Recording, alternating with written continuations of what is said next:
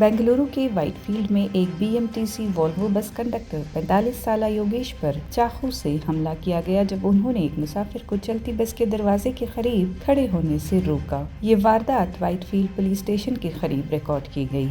हमलावर हरियाणा का 25 साला हरीश सिन्हा है और रिपोर्ट्स के मुताबिक उसको इसी सितंबर में बीपीओ की मुलाजिमत से बरतरफ कर दिया गया था। कंडक्टर की दरखास्त पर हरीश ने शदीद गुस्से में कंडक्टर पर हमला कर दिया। मकामी पुलिस ने हरीश सिन्हा को हिरासत में ले लिया है और उसके खिलाफ मुकदमा दर्ज किया जा रहा है। कंडक्टर योगेश मेडिकल केयर में है और हुक्काम मजीद तहकीकात कर रहे हैं।